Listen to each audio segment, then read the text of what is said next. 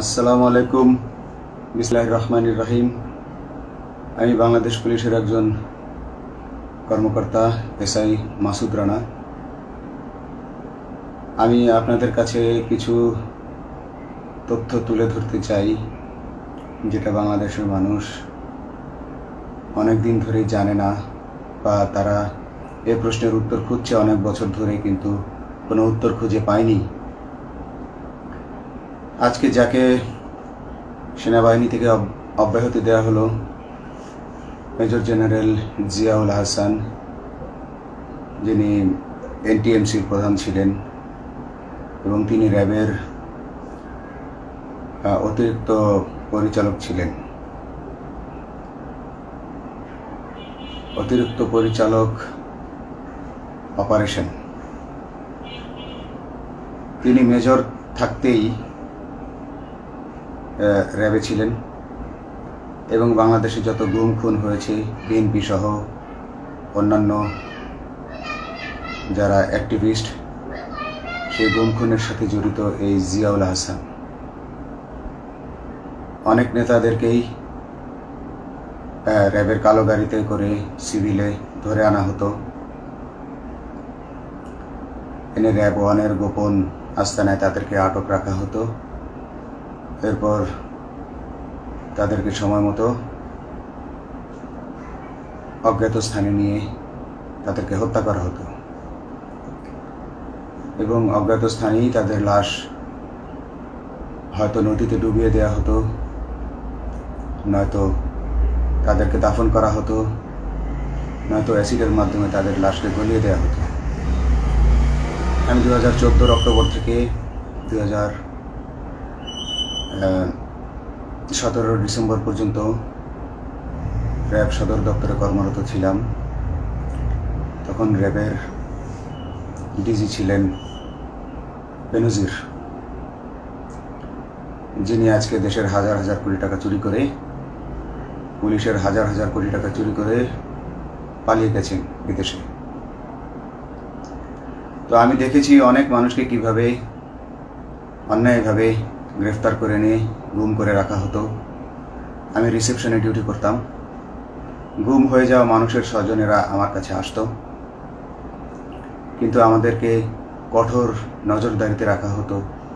CC ক্যামেরার আওতায় ছিলাম, তাদের সাথে আমরা ওভাবে কথা বলতে পারতাম না। তাদেরকে কোনো তথ্য দেওয়া নিষেধ ছিল আমাদের জন্য। কিন্তু তাদের স্বজনরা আসলে এসে যখন এখানে কান্না করতো, আমি নিজেকে ধরে রাখতে পারিনি।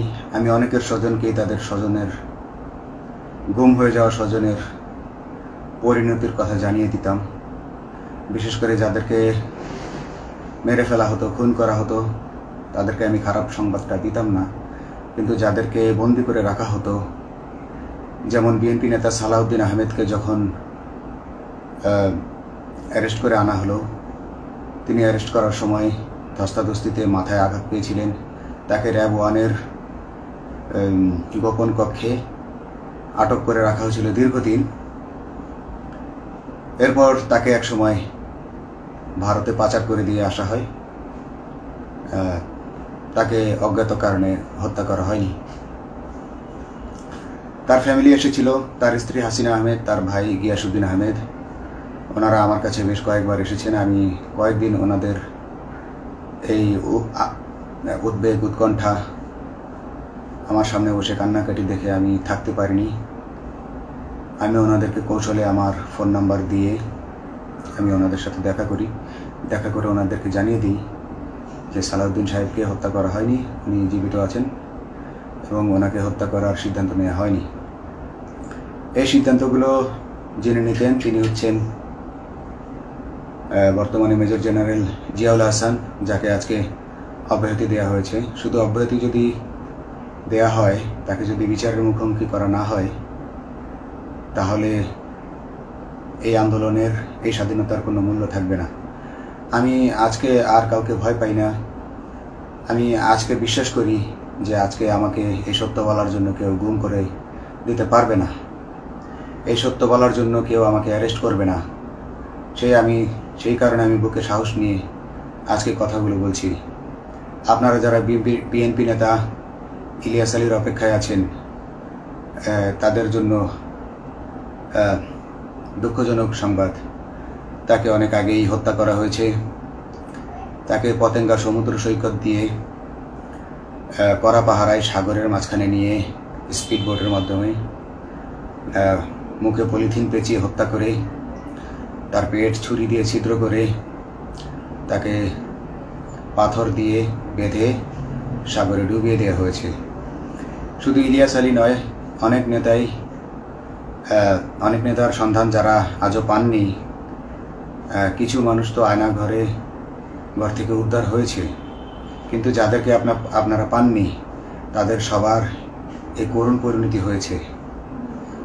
আমি যদিও তারা এই কাজগুলো অতি গোপনে করত এবং র্যাবের অন্যান্য শাখার কর্মরত কর্মকর্তা কর্মচারীরা এটা জানতো না, কিন্তু আমি অত্যন্ত বিচক্ষণভাবে আমি এই খবরগুলো নিতাম, কারণ আমি জানতাম এগুলো একদিন আমি প্রকাশ করতে পারবো। এবং এই দিনটার অপেক্ষায় ছিলাম আজকে এত বছর, মানুষের কাছে সত্য প্রকাশের। বাংলাদেশের মানুষ জানুক যে কারা খুনি, কারা এত মানুষকে খুন করেছে, এই দেশ থেকে এই দেশে ত্রাসের রাজত্ব কায়েম করেছে। তারা মাদকের ক্রস ফায়ারের নামে যে হত্যা ট্র্যাডিশন চালু করেছিল, এই ট্র্যাডিশনের উদ্দেশ্য ছিল বিরোধী দলের লোকজনকে হত্যা করা। কারণ পুলিশ এবং সেনাবাহিনীর অনেকেই মানুষ হত্যা করতে ভয় পেত, তারা এটাতে অভ্যস্ত ছিল না। অনেকেই অনেক সাহসী, কিন্তু একটা মানুষকে হত্যা করার পর তারা আর ঘুমাতে পারতো না, তাই তারা এসব কাজ করতো না। কিন্তু খুনে হাসিনা কিছু মানুষকে এভাবে হত্যা করতে করতে পুরস্কৃত করার মাধ্যমে হত্যা করতে অভ্যস্ত করে ফেলে। তারাই এই গ্রেফতারকৃত এই গুমকৃত মানুষদেরকে গুলি করে হত্যা করত। এবং তারা এতটাই নিষ্ঠুর যে তারা এক একজন কয়েক শত করে হত্যা করেছে। এবং এই মানুষগুলোর সংখ্যা বেশি নয়, কারণ সবাই লাশ দেখতে পারে না। একটা মানুষকে খুন করার পর লাশের যে ছটফটানি এবং মাথায় গুলি করার পর মাথার যে বিকৃত অবস্থা, এই জিনিসগুলো আমাদের অনেকেই আমরা সহ্য করতে পারি না। তাই আমাদের মধ্য থেকে কিছু হায়নাকে বেছে নিয়ে তারা একটা টিম গঠন করে, তাদেরকে র্যাব সদর দপ্তরে বেনজির আহমেদ প্রতি মাসে পুরস্কার দিতে ডাকতেন। এবং প্রত্যেকটা র্যাবের বিভিন্ন শাখায় এরকম দু একজন রাক্ষস ছিল যারা মানুষকে শ্যুট করত, গুলি করত, হত্যা করত এবং গুম করত। তারা এখনও আছে। তাদেরকে আমি নতুন সরকারের কাছে দাবি জানাবো, তাদেরকে বের করতে হবে, তাদেরকে বিচারের আওতায় আনতে হবে। না হলে এত শহীদের বিনিময়ে যে ফ্যাসিবাদ থেকে, যে স্বৈর শাসন, যে খুনি হাসিনার হাত থেকে আমরা মুক্তি পেয়েছি, সে মুক্তির প্রকৃত মূল্য আমরা পাবো না, প্রকৃত স্বাদ আমরা পাবো না। এই খুনিদেরকে বের করতে হবে, এই খুনিদেরকে বের করে আইনের আওতায় আনতে হবে। বাংলাদেশ পুলিশ কখনোই গুলি করতে অভ্যস্ত ছিল না। আপনারা জানেন একসময় পুলিশ যে গুলি করতো না, এটা নিয়ে অনেক ব্যঙ্গচিত্র ছাপা হতো পত্রিকাগুলোতে, যে গুলি না করতে গুলি খেলনার বন্দুকে পরিণত হয়েছে। তো কিন্তু সেই নিরীহ পুলিশকে রক্তপিপাসু হিসেবে শেখ হাসিনা তৈরি করেছে। তবে সবাই নয়, কিছু কিছু মানুষ আপনারা দেখেছেন, এবং এই আন্দোলনের ভিডিও ফুটেজ দেখলেও দেখবেন যে কয়েক শত পুলিশের মধ্যে কেবলমাত্র কয়েকজনই জনতার দিকে গুলি ছুড়ছে। তো আপনারা ঢালাওভাবে পুলিশকে আপনাদের আক্রমণের নিশানা বানাবেন না। নতুন সরকার অবশ্যই এর বিচার করবে। আমি আশাবাদী নতুন সরকারের কাছে। তারা যদি আমার কাছে কোনো তথ্য চায়, আমি তথ্য দেব ইনশাল্লাহ। এবং এই খুনিদেরকে, এই রাক্ষসদেরকে বের করতে হবে। প্রতিটি গুমের, প্রতিটি হত্যার সুষ্ঠু তদন্ত করলে এগুলো বের হয়ে আসবে বলে আমি আশা করি। এবং আমি চাই এরা ধরা পড়ুক, এদের বিচার হোক, না হলে এরা যুগে যুগে এই রাক্ষস যুগে যুগে রয়ে যাবে, আমাদের মাঝেই তারা লুকিয়ে থাকবে এবং যুগে যুগেই তারা মানুষের রক্ত পান করেই যাবে। পুলিশ বাহিনী মানুষকে সেবা করবে, এটাই হওয়া উচিত পুলিশের ধর্ম। পুলিশের ধর্ম হবে পুলিশের জন্য, পুলিশ মানুষের জন্য। উন্নত রাষ্ট্রের পুলিশ মানুষ যেভাবে পুলিশকে ডাকলেই পুলিশ 5 মিনিটের মধ্যে ছুটে যায়, তাকে সাহায্য করে। আমরা বিভিন্ন ভিডিওতে দেখি যে পুলিশ হাঁসের বাচ্চাকে রাস্তা পার করে দিচ্ছে, একজন অন্ধ মানুষকে রাস্তা পার করে দিচ্ছে। বাংলাদেশের পুলিশ এমনটাই করতে চায়, আমরা এমনটাই করতে চাই, কিন্তু সেই পরিস্থিতিতে আমাদেরকে রাখা হয়নি। আমাদেরকে রাখা হয়েছে দৌড়ের উপর, আমাদেরকে রাখা হয়েছে বিভিন্ন অন্যায় কাজের উপর, বিভিন্ন অন্যায় আদেশের উপর। কেউ যারা মেনেছে তারা ভালো ভালো জায়গায় পোস্টিং নিয়ে থেকেছে, যারা মানেনি তাদেরকে খারাপ জায়গায় পোস্টিং দেওয়া হয়েছে, কারো চাকরি হারিয়েছে, কাউকে সাসপেন্ড করে রাখা হয়েছে। আমি নিজেও একজন এমন বৈষম্যের শিকার, অন্যায় মিথ্যা মামলার শিকার হয়ে আমি নিজেও বর্তমানে সাসপেনশন অবস্থায় আছি এবং এই সাসপেনশন অবস্থায় থেকে আমি আল্লাহর কাছে শুকরিয়া জানাই, কারণ এই সাসপেনশন থাকার কারণে আমি ছাত্র জনতার আন্দোলনের সাথে সংযুক্ত হতে পেরেছি। আমি সবসময় আল্লাহর কাছে দোয়া করেছি যে আল্লাহ, তুমি আমাকে মুজাহিদ হিসেবে কবুল করো, আমাকে জিহাদ করার তৌফিক দান করো এবং আমাকে শহীদের মৃত্যু দান করো। এবং আল্লাহ আমার দোয়া কবুল করেছেন। আমি ছাত্র জনতার সাথে এই জিহাদে অংশগ্রহণ করেছি, ছাত্র জনতা সফল হয়েছে। আমি গর্বিত আমি এই আন্দোলনে একজন পুলিশ অফিসার হয়েও আমি অংশগ্রহণ করতে পেরেছি। তো যাই হোক, আমি চাইব যে বাংলাদেশ পুলিশের, র্যাবের যে সকল কর্মকর্তা অগণিত মানুষের গুম খুনের সাথে জড়িত ছিল তাদেরকে ধরা হোক, তাদেরকে আইনের আওতায় আনা হোক। আমাদের মতো অনেক অফিসার আছি যারা এসব কুকর্মের সাক্ষী, আমরা সাক্ষ্য দেব। আমরা এখন আর ভয় পাই না। আমরা আসলে যে ভয় পেয়েছি তা নয়, আমাদের বাহিনীতে টিকে থাকাটা জরুরি ছিল। জনগণের স্বার্থেই আমাদের বাহিনীতে থাকা জরুরি ছিল, কারণ আমরা যদি বাহিনী থেকে আউট হয়ে যেতাম তাহলে এসব তথ্য আমরা জানতে পারতাম না এবং জনতার কাছে পৌঁছাতে পারতাম না। জনতার কথা বলতে হলে, জনতার সাথে থাকতে হলে আমি পজিশনেও থাকতে হবে। এই জন্য অনেক কিছুই প্রকাশ করিনি, কারণ আপনারা ভালো মতোই জানেন যে অনেক সেনাবাহিনীর মেজরকেও গুম করে দেওয়া হয়েছে যারা মুখ খুলেছে। আমি তো একজন সামান্য সাব ইন্সপেক্টর, আমাকে গুম করে দেওয়া তাদের 1 সেকেন্ডের ব্যাপার ছিল।